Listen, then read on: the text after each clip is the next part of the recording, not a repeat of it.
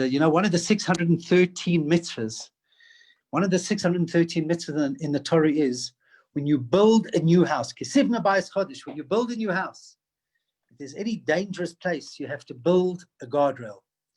Now, the obvious question is, why does it say if you build a new house? Even if you buy a pre-existing home, if there's any dangerous place, you have to fence it in. And commentary says that this sentence in the Torah doesn't just refer to somebody who's building a house out of brick and mortar, but on a deeper level, it's speaking about a husband and wife who come together to build a new Jewish home. Every single day it's new. They're building a new Jewish home. And they have to build a guardrail. They have to build a guardrail of discipline, of respect, of love. And this is a very sensitive subject. To discuss this very important subject, we have two experts. Sue Jackson is a very well-known logotherapist and counselor. Sue, thank you for making the time. And of course, my dear friend, Rabbi Levi Eftzin, who's the rabbi of Linksfield Sandalwood Shul. He's a great educator, a great teacher, and an author. And I want to thank you both for making this time. I'm sitting here in darkness, hoping to be enlightened by you, and I hope my battery makes it through all of this. So thank you all, and everybody, please enjoy this. Over to you, Sue. Okay. I've very little battery left, so okay. So hopefully we all remain in light for the rest of the evening. Hello, Rabbi Masinta. Thank you so much for giving me this privilege of being on this Zoom today. Thank you, Rabbi Eftzin, for inviting me. Rabbi Eftzin is my rabbi, my mentor, my confidant. And I would also say that he's part of my home, because tonight I said to him, I was a little bit nervous. And he said, what? He said, after that dreadful photo that you were going to send in, I don't know how you could possibly be nervous. So I would say that you're part of our home. I mean, because humor is a part of a home. And definitely you've brought humor in. You know, Rabbi Masinta, you said that about the guardrail. Well, Rabbi Manis Friedman said, marriages are about sharing space. And he said, we should thank each other. We should say, thank you for destroying my existence to our partner. And what does that mean? It actually means that marriage makes demands on our space. It makes demands on us and our existence and on who we are. And I'm quite sure that many of you listened to Edith Eger this week talking about, she wrote the book Choice, and she was on the Jewish webinar. And she was saying that the Jews are one people with a shared history. And she said that her words actually of wisdom, I think, have echoed around many people's hearts, because she said, I carry the blood of ancestors in my heart always. Well, I can honestly say that I have my own unique story towards building my own Jewish home. And I too carry the blood of my ancestors, and I'm very proud to do so. I came from a Christian home with very strong universal values of humanity and love for one's neighbor. And there's a beautiful book which is called Whose Mouse Are You? And it's a book that I used to read my children when they were young, to my children when they were young. And it's a little mouse who's searching everywhere for a home and not sure. And he goes around and everyone says, whose mouse are you? Whose mouse are you? And there was a time in my life that I think I also was like this little mouse searching. My husband and I came from very different cultures, different religions, and we met each other. And we were both seekers, and we were searching, and we found a lot of meaning in words, in poetry, in mysticism and spirituality. And we'd been married for about 10 years, and our sons began to ask us, like, whose mouse am I, kind of thing. They said, well, who are we? And we said, you're great kids. Do you have to be anything else? You know, you've got so much to choose from. You've got various religions you can choose from, and just be fantastic children. But they wanted more, and they asked if they could be Jewish. anyway, Leon and I thought about this. He was a born Jew and a Zionist, but neither of us really were affiliated to any religion. And I decided to, for the sake of our children, and my mom also said, you know what, children need an identity. Whatever you choose, give them an identity. She didn't say choose Christianity. And but they said, when we said to them, well, what do you want to be? They said, we want to be Jewish.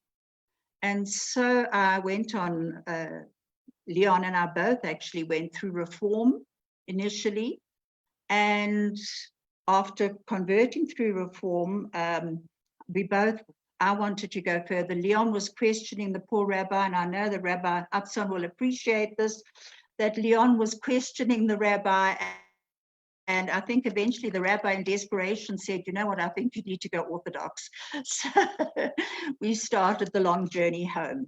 And that long journey home has had a lot of people to help us, a lot of my friends, and the rabbis who have come and helped us along our journey home.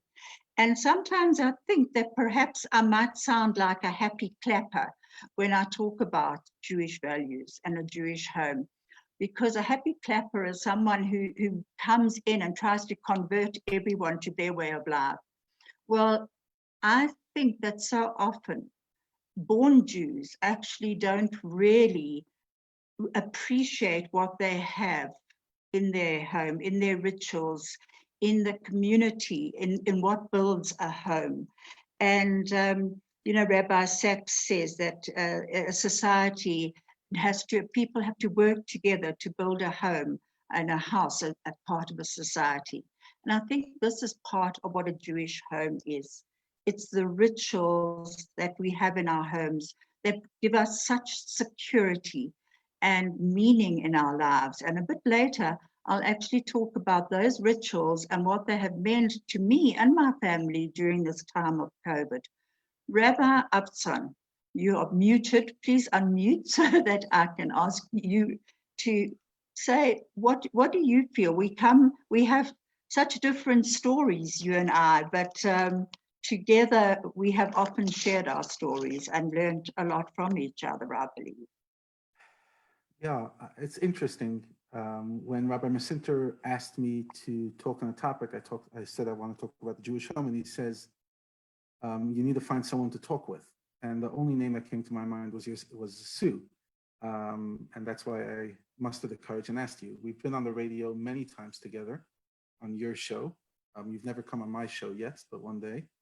But I've been on your show, Tuesdays. You promise. And we've explored a lot together. And yes, very different backgrounds, very different ages. I'm the older one. And at a time of 6 months that we've been locked at home, I find that often, even though you're in a space, you don't necessarily ask yourself, what is the space? What is a home? So you have wonderful expressions like home is where the heart is, home is where you'll always come and be comfortable. And they're true and they're cliche, but there's something else. And what I wanted to explore and really listen to your insight and share a few thoughts of my own is to understand, what does coming home mean? What does it mean being home? Is home a space? Is it a physical space? Is it a mindset? Is it a person? So Sue, I'll start with a question. What would you say for you home is? I've thought a lot about that ever since you actually invited me to come onto this with you. And I believe that a home has a different, there are different meanings of home, and everyone shares a different idea. I came from a very colonial background, and at the age of 12, I went to boarding school, and I never did live at home again. I went home for holidays. So my ideas of home are very different to what my children's ideas of home are, or yours.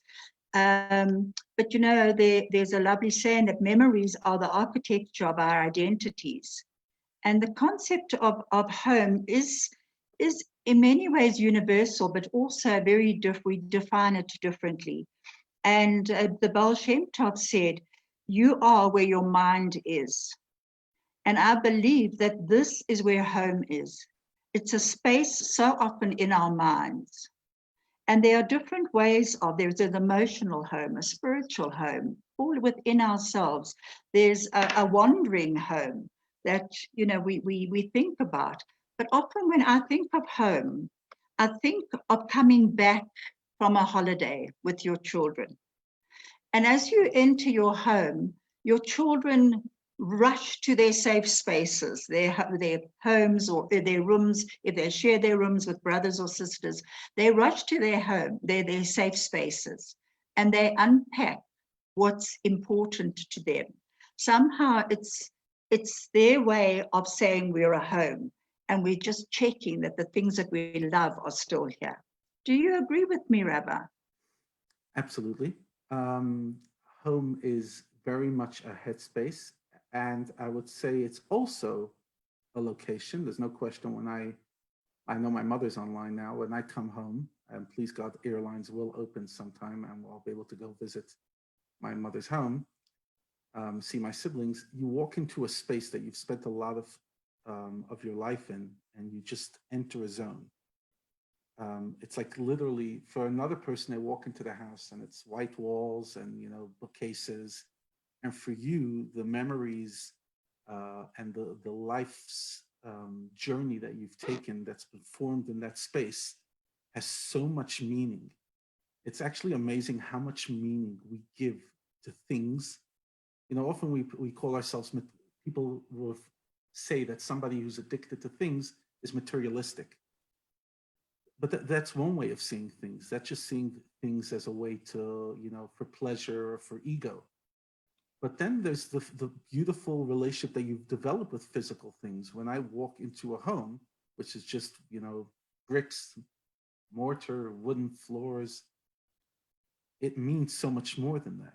And for me, home is that space, like what you're saying. It's like, it's not the walls, it's what those walls do to me. It's where it takes me. Home is where you come and you just belong. And for me, that word belonging really comes out strongly. This idea of when you're lucky enough to grow up in a functional home, and I'm not saying a perfect home because, one of my big gripes, I griped about it on the radio last week, is that today everything has to be perfect, or unless it's terrible. Either your marriage is fantastic or it's shocking. Your parenting is amazing or you're terrible. A normal home with functional parents who care and love their kids and make mistakes. If you walk into that, you'll always feel a sense of belonging, because that's what parents give you. That's what home gives you. And when you have that belonging, you could be at the other side of the planet. And if you allow yourself to get into a certain zone in your mind, you'll be home. So you're actually saying that in many ways, home is where the heart is, as they say. But, I do think that home is an ambience. It's a feeling, as you say, that when you walk in, you get it. And you can feel it in other people's homes as well. And I think that music can be our home. So the memories can come up of our home through music, through words, poetry, whatever it might be, and smell. And I know certainly in a Jewish home, not in my home, and certainly, but in my friends' homes, food is very important, and cooking. Now, I must admit that my mother and my grandmother, I don't think I ever saw any of my ancestors cooking, but and my children can't say that they've learned that from me, but they have learned how to order from the various kosher delicatessen. But so home to me is when my grandchildren walk in and they say, "Oh, what? You've changed this." And they notice a very small thing that I've changed in the home, or that Leon has changed, and they notice that. To me, that speaks of security. And I think that is what a home should offer, is acceptance and security, a place where you are welcome and that you know that you will always be welcome. And I think, as you say, you and I come from very different ages, but Henry, what's his name? Henry David Thoreau said, be yourself, not your idea of what you think somebody else's idea of yourself should be. And I loved that thought of his, because when your children grow up and they bring new people into your home, you have to begin to accept that your home needs to be open to everybody else's ideas of what home is too, so that they are welcome in your home with their uniqueness, and their part of their individuality brings that ambience, a new ambience to your home. So interesting. I want to build on that. You know, people often hire architects to renovate their home. And, you know, you choose the right colors, the right doors, the right doorknobs. People drive themselves crazy, but to each their own. But often we forget to become the architect of the ambience of our home, the architect of the feeling at home, the architect of what energy is in the home. Earlier today, I was in a conference, and a Zoom conference, and the chief rabbi of Russia spoke. And he said something very insightful.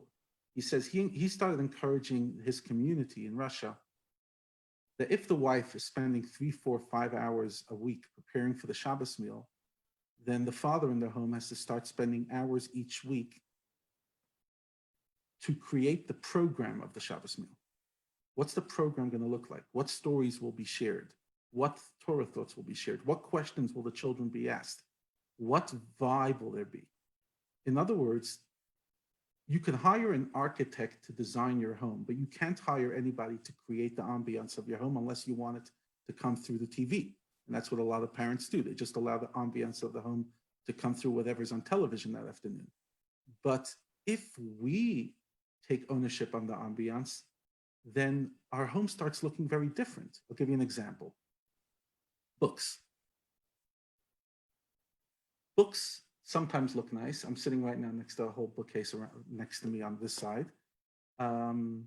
Books sometimes look nice, sometimes they don't look nice. But what do books do at home? Studies have shown numerous times when kids are surrounded with books, they become more studious. When they're surrounded with pictures of people who are aspirational and inspirational, then that affects them as well. When they're surrounded by vegetation, by nature, by, like you said, beautiful music, quality energy. And that's really, for me, what the message of tonight is this idea of asking ourselves what energies are in our home in a very tangible way. In other words, how did we architect our home? I remember walking into a home, people told me this is going to be the nicest home you've ever been into. You know, growing up in Brooklyn, you don't exactly see nice homes. The millionaire, the difference between the millionaire and the non-millionaire is the millionaire has windows on 4 sides of his house. And if you're not a millionaire, so you only have windows in the front and back because your sides are attached. That's the fundamental difference. Nobody really has gardens or pools or anything. I walked into the home and it was magnificent. And it felt like a museum. And I'm not saying that as a compliment. It was so perfect, but zero energy. And they hired the best architect to design them the most beautiful home, but you just walked in and you're like, it's beautiful, but I feel nothing. On the contrary, I feel cold. And I would ask you, Sue, because you've built a home over many years, what would you say adds to the ambiance of the home and hopefully leads to calm children, focus, studiousness, morality? How would you design such a home? I believe, first of all, it is in acceptance. It is in letting each person know that they have a unique space in your home, that they are recognized as being part of a whole. But they might be part of a whole, but they have their own way of making up that whole. So you're looking at a cake, it's like a slice of the cake. Put them all together and you have a whole cake. Now, I remember, just to give you an idea of like belonging and knowing that you are welcome. When I was 4 years old, my cousin came to live with us from India. His parents lived in India. He was my brother's age, which was 3 years older than me. So he was 7. And he lived with us for 7 years. I mean, for 5 years, until he had to go back to the old school Tyre, the famous school in Scotland. And he had to leave us after 5 years. He never saw his parents in those 5 years. He belonged to us, to our family. Anyway, he had many unhappy marriages. After my brother passed away, he was living in Bahrain at the time, and he wanted to see my mom. And my mom had slipped into dementia, which was a blessing for her after my brother passed away. But my cousin wanted to see her. And even though we told him that we didn't think that he would be recognized, he still said, I need to see her. She was the only home I ever knew. And he came to see her, and my sister-in-law and I were standing where she went to go and collect him from the airport, and I was waiting with my mom for my cousin David to arrive. And as he arrived, he started walking towards my mom. My mom put her arms out and said, he's come home. And her arms were out to welcome him. He ran to my mom, and he was very tall. My mom was only 5 foot tall. And he just picked my mom up and he just hugged her. They hugged and hugged each other. My sister-in-law, my cousin, my mother and I, we were all crying. We were all crying for home because we didn't know what she was actually seeing. My sister-in-law thought that she was seeing my brother. I thought perhaps she was seeing my father. David was convinced she was seeing him. Whatever she was seeing, he was welcomed home. Whoever was being welcomed home. And that to me has stuck with me so much because he knew that he was welcome, that he was loved, that he was unique. And it was the only place he ever did feel unique.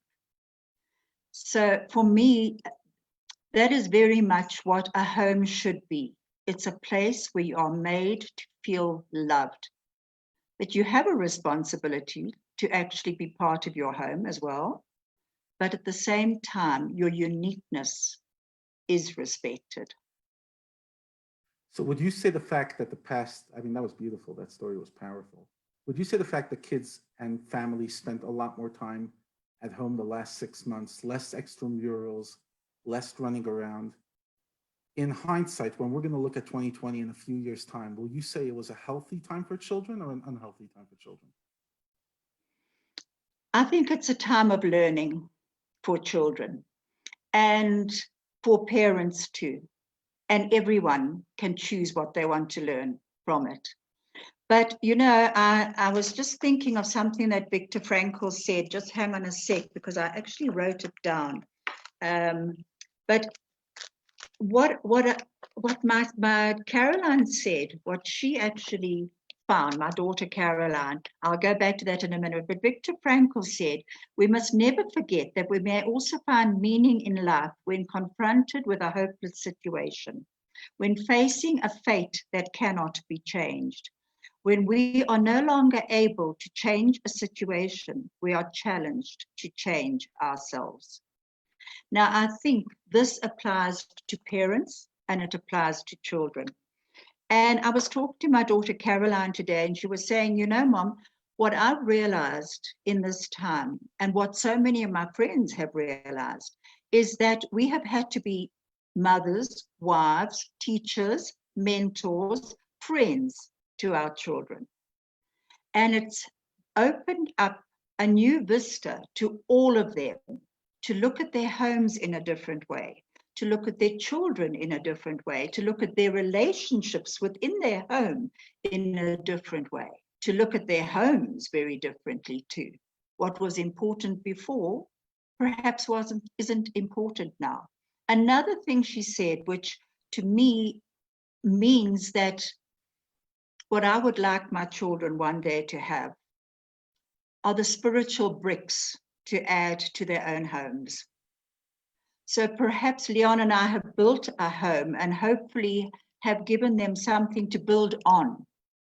But I hope that our children will have the capacity to actually have their own ability and to build their own homes with their own spiritual bricks, so that you bring forth more into your home.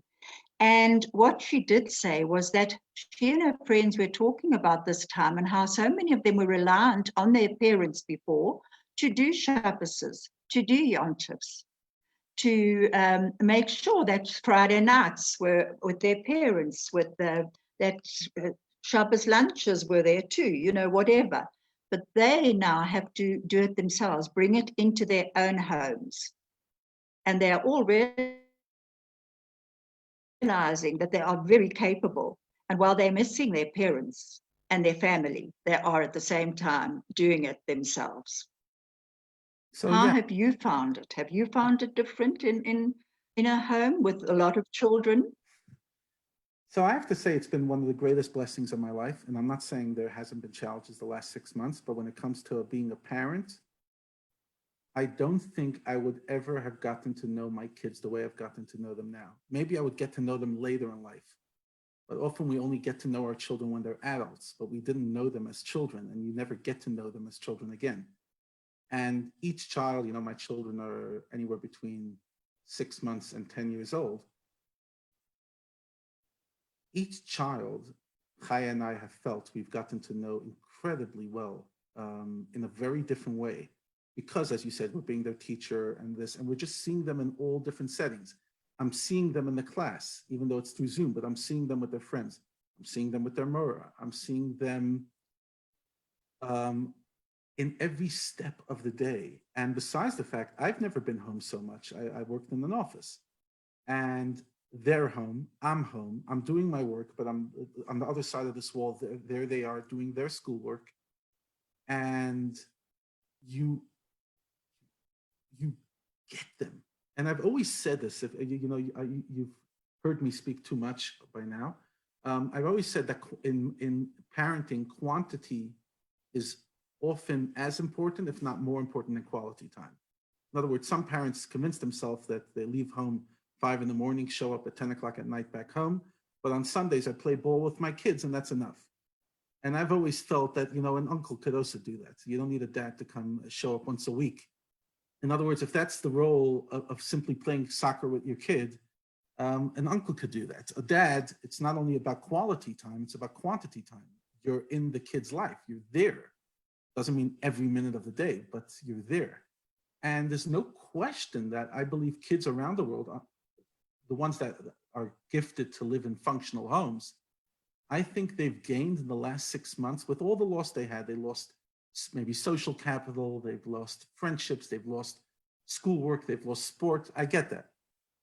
But in the bond that they got with themselves, with their siblings, and with their parents, I think they're going to look back at 2020 as one of the most character building years of their life. Because this is a gift that children 100, 200 years ago had every day of their life.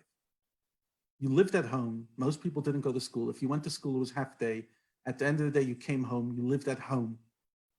And our kids don't live at home. I could talk about the culture. We're both living in Johannesburg. Kids don't spend a lot of time at home.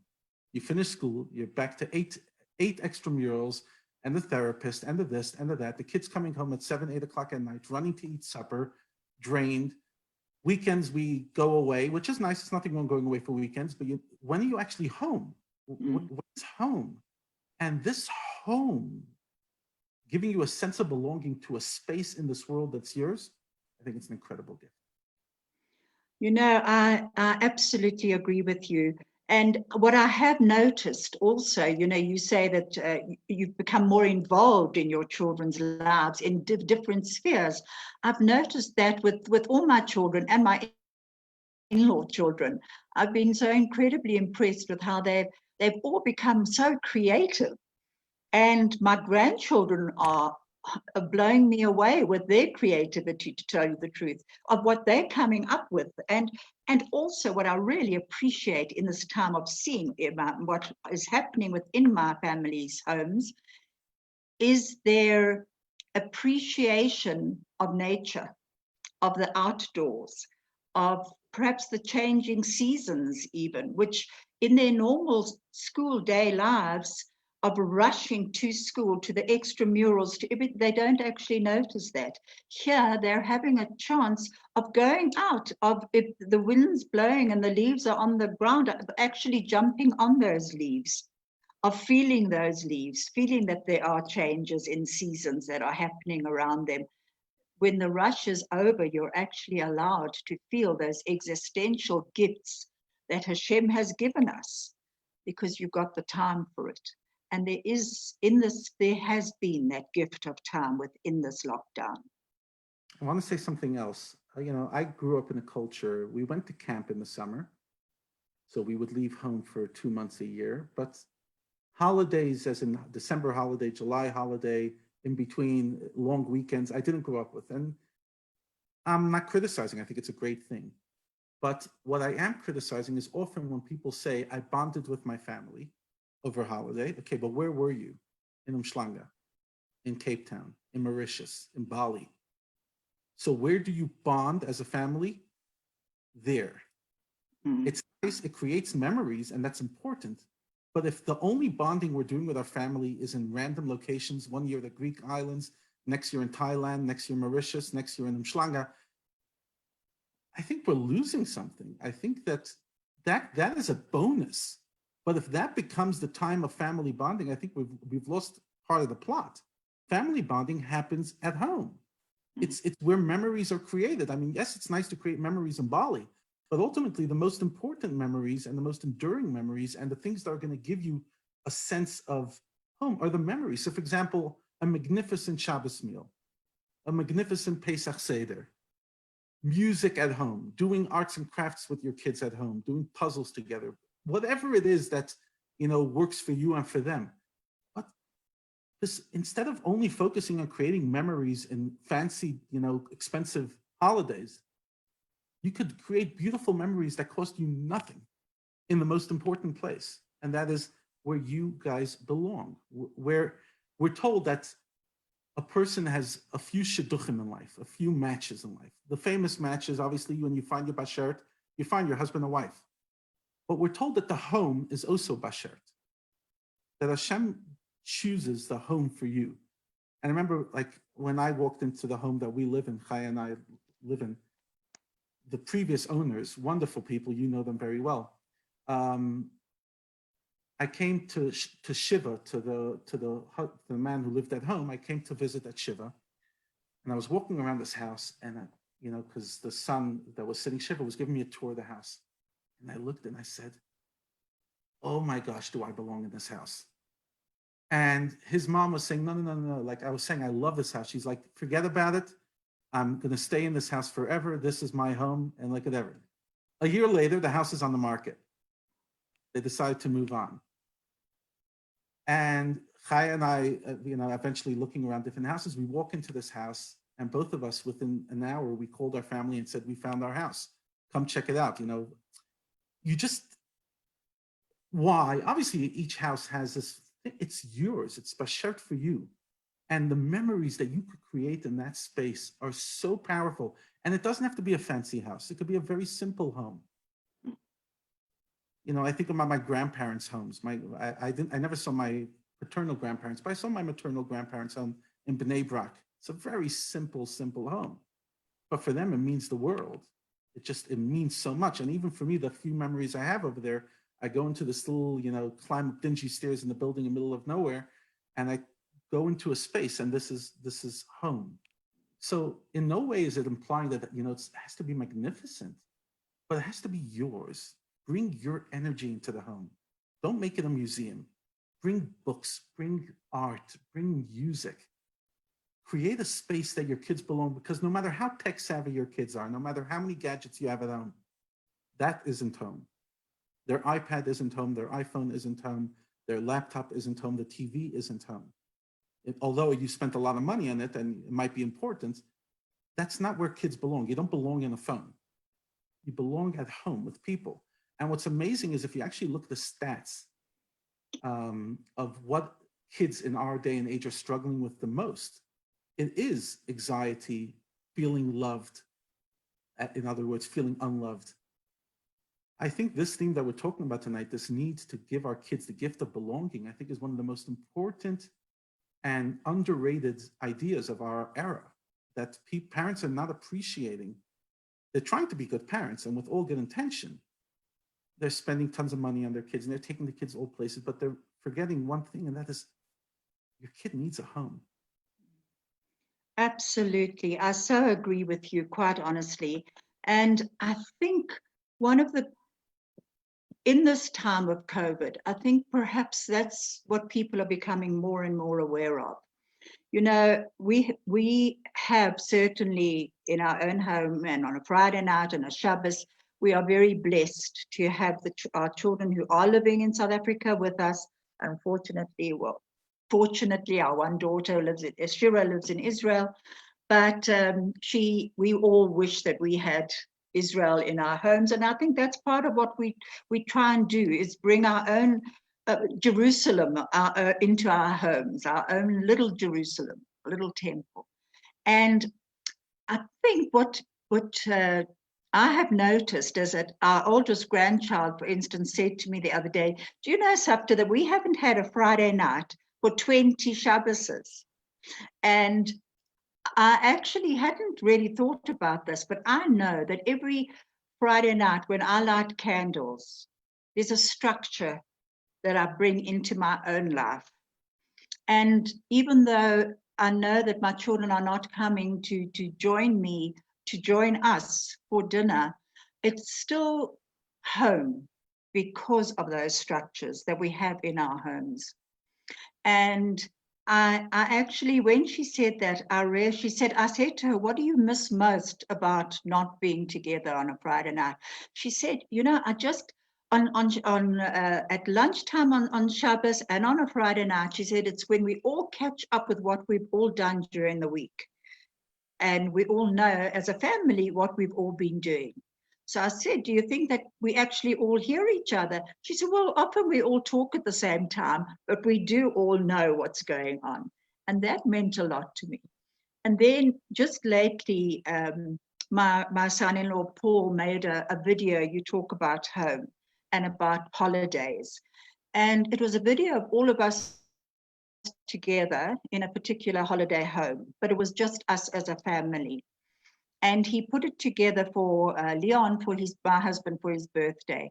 And it was the most beautiful video of a family united and just laughing and dancing and singing and enjoying themselves. And the only thing is that the next day, Leon and I were so tearful. Both of us were tearful because of what isn't now.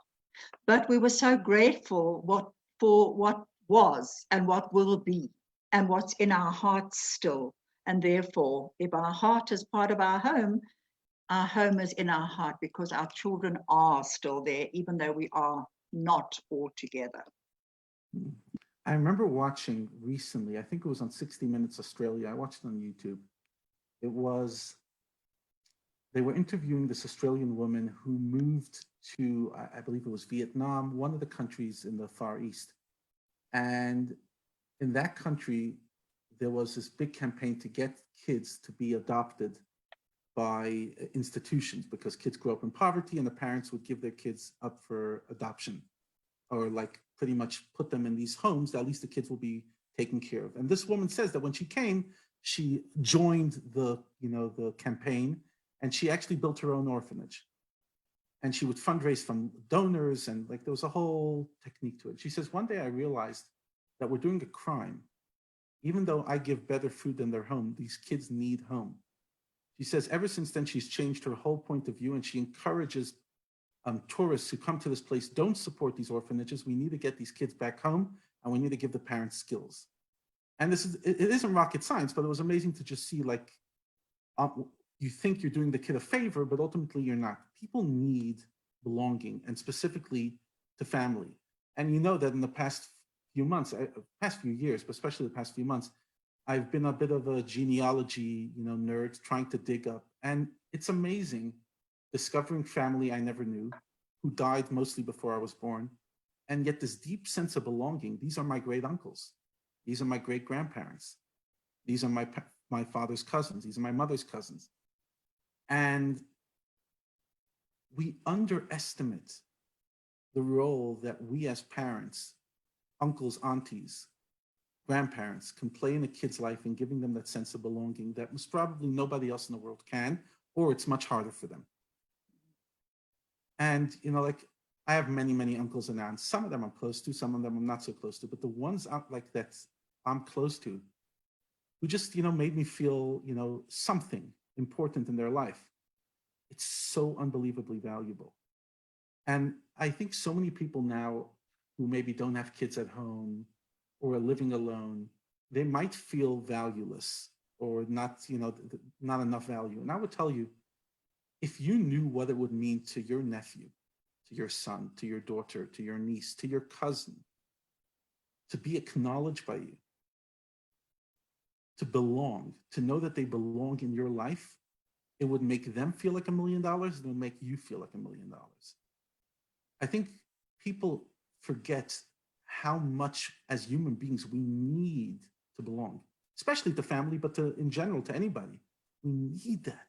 And such a gift to just, you know, I was listening to a rabbi who was saying that he had COVID. And, you know, as a rabbi, you're always giving, but you never actually see yourself in the perspective of others. He says, suddenly I was the needy one.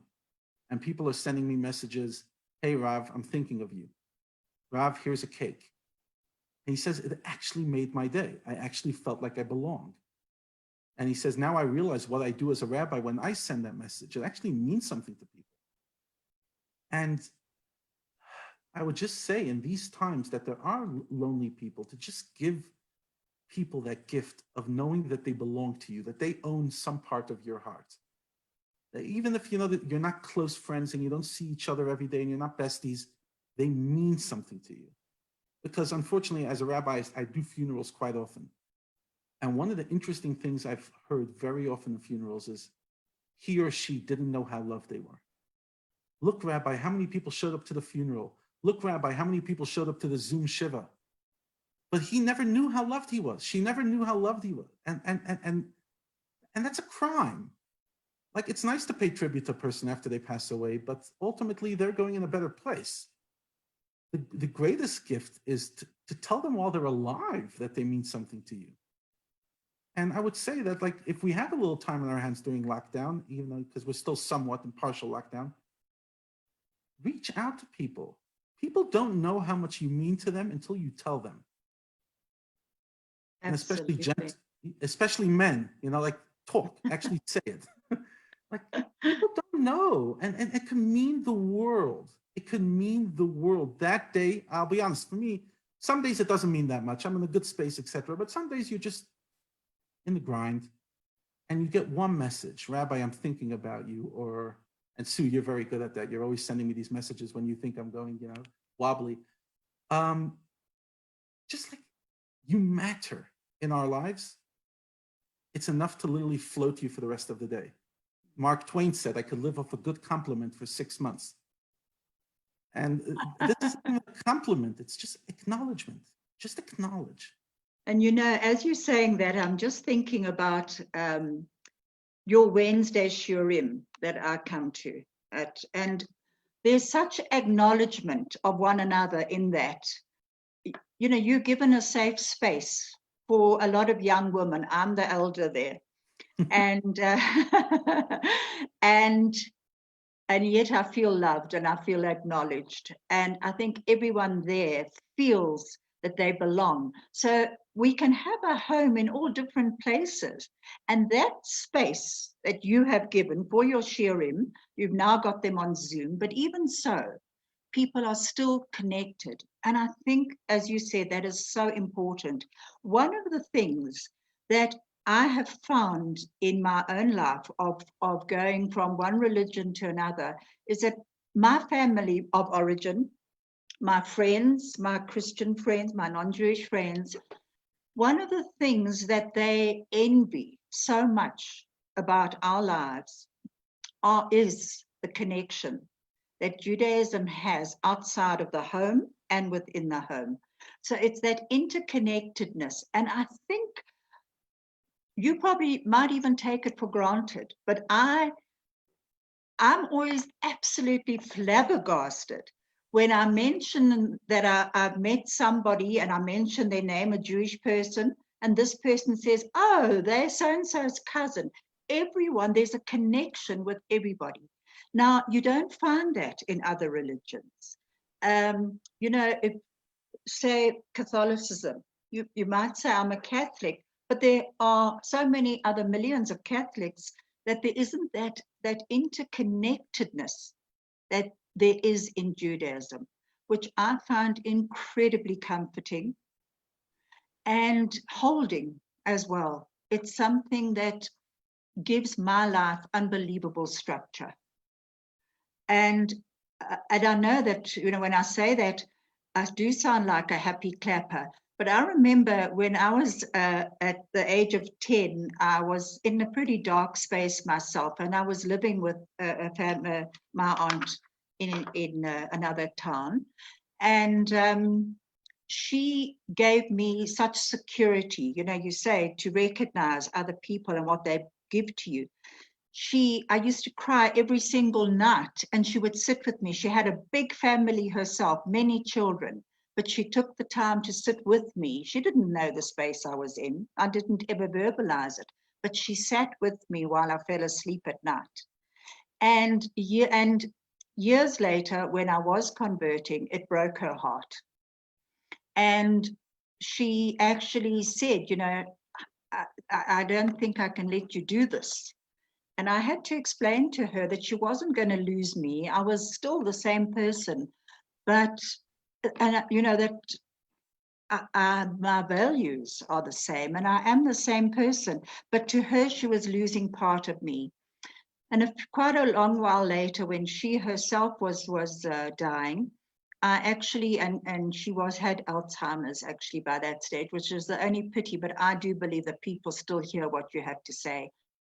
I flew down to Cape Town and I saw her, and I went with my cousin. And one of the things that I wanted to say to her was I wanted to thank her. I wanted to thank her for giving me a home when I was in a dark space myself as a little girl, and for loving me, for giving me security. And that for me is a memory of a home, of being loved and being accepted. Right, later I wasn't so acceptable, but hopefully I was still loved. Yeah. And I agree. Listen, I obviously grew up within the community, and I can never see the contrast. But when I was younger, I guess when most people are younger, when they're in their teens, very few teens are sentimental. It's, sentimentality is when the teen becomes extremely awkward and they're like, Mom, Dad, it's. But at some stage, you actually start, your sense of belonging starts meaning a lot more to you. And when you're creating your own home, and you realize that so many of the stuff that you learned by your parents, you're bringing into your own home. And the healthier your relationship with your parents and the more belonging you have, the more you can just bring it naturally. And I want to share a fascinating insight. There's a book called Sefer HaZichronot. It's actually, I'm holding it right now, it's a Hebrew version. It's called the Lubavitcher Rebbe's Memoirs. And it was written by the previous Chabad Rebbe, the Rebbe's father-in-law. And it's about Jewish history 300 years ago. And he describes the beginning of the Baal Shem Tov. You might have heard of him, a great sage, the founder of the Chassidic movement. He describes his life. And he says, when the Baal Shem Tov was a young boy, a teenager, he started developing a passion. And you know what his passion was? To bring children and their parents closer to one another. That's one of the first things he writes in the book. Before the Baal Shem Tov became a revolutionary and he taught people, Jewish mysticism and music. I mean, the Baal Shem Tov was one of the most transformative figures in Jewish history. His first passion was to get children to love their parents more and to heal that relationship. This is 300 years ago. People talk about generation gaps. This has been going on forever.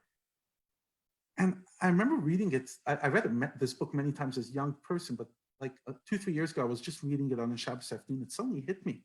It's like, that's a very strange thing to start the story of the Baal Shem Tov. He was a psychologist, But ultimately, the Baal Shem Tov understood already then that if kids belong, if kids have a healthy relationship with their parents, a respectful relationship, a loving relationship, 90% of the issues are solved. In other words, they'll continue the values of their parents. They'll build onto those values. They'll recreate a home even better in their, but they have to come from somewhere. They have to have roots. They have to belong. And memories in Bali are nice, but they need to belong to you. They need you in their life. They need the parents. And I just wish us as parents would appreciate how much our kids need us. And it's not a guilt trip. It's not like, do more, do more. It's just realize how much you mean to their future. Even if you make mistakes, but being there and showing your love, you'd have no idea what each minute, like my mom's online, but I'm not only saying it because my mom's online. I often tell people that most probably one of the greatest gifts in my life is something that most people don't even realize is a gift. I would come home every single day of my childhood, and there was always supper waiting for me, and my mom was always there. I never came home and my mother wasn't home to greet me, and I never came home and supper wasn't on the table. And you might say, okay, for me, that's one of the most meaningful things in my life. Why? Because that meant that me coming home means something to somebody, and that my mom will make sure that whatever she had to do in the day, she's there to greet me when I get off the bus. And so important. It really is. That sense of belonging, of knowing that someone is waiting for you. And you mentioned the Baal Shem Tov, and I read somewhere, because I love the Baal Shem Tov. I love his idea of nature and of just being in the outdoors. But he was also, as far as I remember, he was an orphan at a very young age, and he was brought up by different people at different stages of his life. So he knew what it was to not have parents and the need to belong. And I mean, look how his passion became what you have just said, the need to show that children belong in a home with parents, so that his pain became his cure, really, in life afterwards, that pain of his own loss at the time. Rabbi, I see that our time seems to be running out. Are there any questions? So I see there's one comment. It says from Karen. She says, in non-COVID times, I have a weekly bridge game afternoon with 8 players who take turns supplying tea. I love it when they go into my kitchen and choose which plates and platters to serve their goodies, because hopefully it can make them feel part of my home. 100%.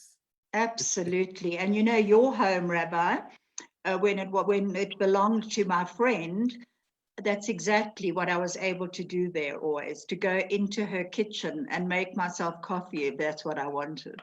So you're quite right. The feeling that you had in that home and that you've got in your home now is actually in the home too. It is there, the ambience of that. Really, Sue, that was fantastic. Rabbi Masinter, I told you, gosh, you're really living in the dark, Rabbi Masinter. I hope your heart's in the light. I've been enlightened tonight. I want you to speak a bit about Bais Molasforim. We did already, but I'll talk about it a bit more. The idea of setting the tone at home, specifically with books.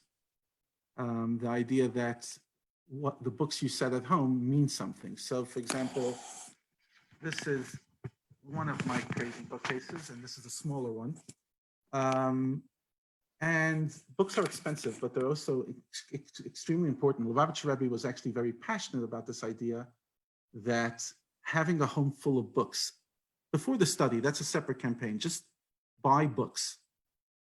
It gives the kids an incredible appreciation for the values of Judaism, and each person to their own.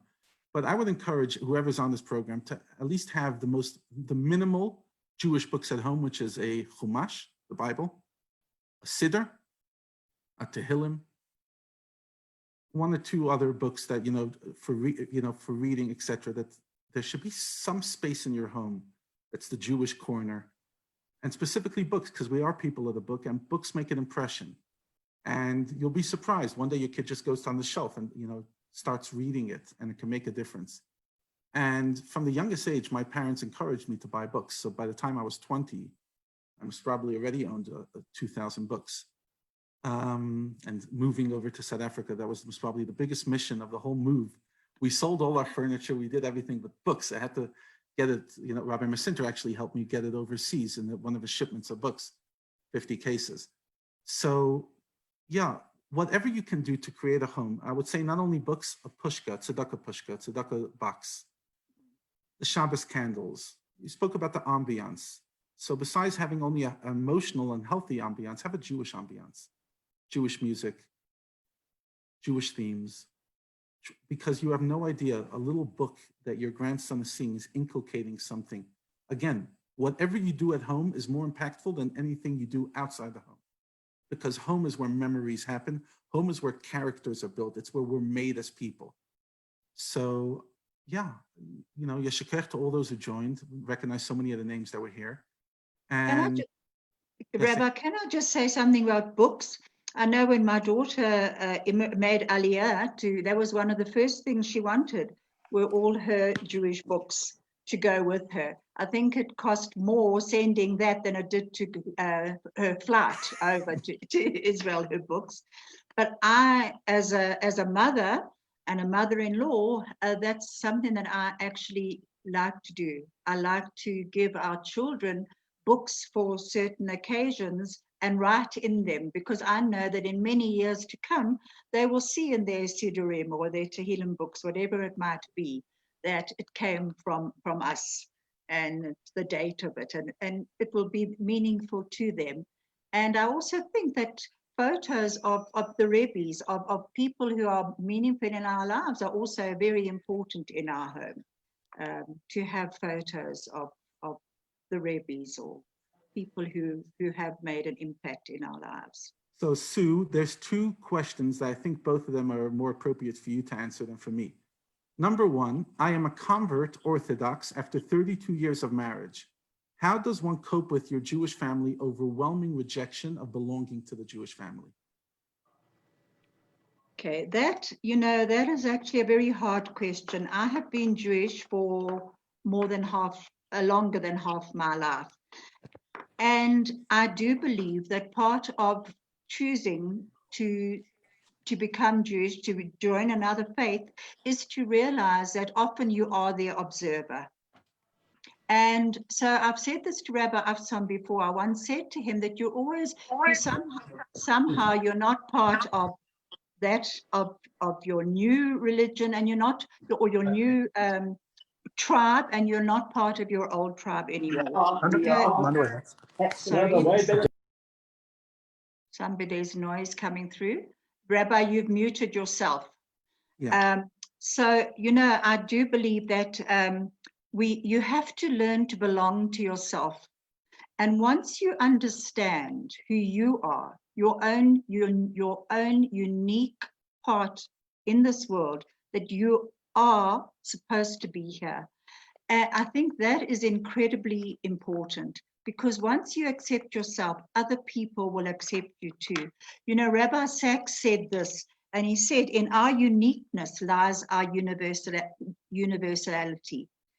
By being what only we are, we contribute to humanity what only we can give.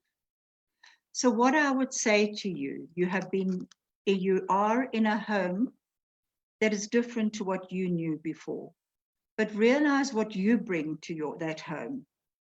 Celebrate that and celebrate yourself. And please God, other people, the people in your home, will learn to celebrate you too, your uniqueness. So one final question, I think that will be the final question tonight. How do you get your kids to appreciate what you do for them? I think that's a question you'll answer, because I can't say that I've had experience in seeing if they appreciate yet. I think by showing our children that we respect them for who they are, that we appreciate what they bring into our lives, that hopefully it depends on their age. I mean, let's face it, that going through teenage years, often you are the worst as a parent, because you're the one who brings in discipline. Right through our children's lives, we do find that so often our children don't appreciate who we are. but it doesn't mean to say that we don't love them and that they don't love us. And that's the acceptance of who they are, and is what's so important. Honoring each other, respecting one another. I think respect is a huge thing in the home, and responsibility. That everyone in a home has the responsibility to build that home, to make it into something. And you know, Irving Berlin said this, and I would like to actually end with this, Rabbi, and then hand over to you to end. Irving Berlin said, "The song is ended, but the melody lingers on." And that's what I would like to leave as something for people to actually, in my home, certainly my children, to build on the melody that we as a family have hopefully created, that ambience in our home, our Jewish home, and that melody will linger on, and people, that our family and our generations to come will build on that. So I just want to add to that, and I'll finish with my message, and that is talking from the perspective of a child, that if the parent gives consistent love and doesn't go down to the level of the child, and always remembers their parent and allows the kid to go through their crazy journey, one day your kid will come out of it and appreciate. Often what happens is the parent goes as low as the child, and you walk into the dynamic, you're not sure who's the parent, who's the child. Very definitely. But if the parent can play that role of just being home, belonging, even if their kid is absolutely going crazy, your kid will get around it and they'll appreciate it. One day their eyes will open, forgive the proverb, and they will appreciate what you've given them. But I would just tell parents, we can't go into the gutter with them. Sometimes we make a mistake, and we do, but always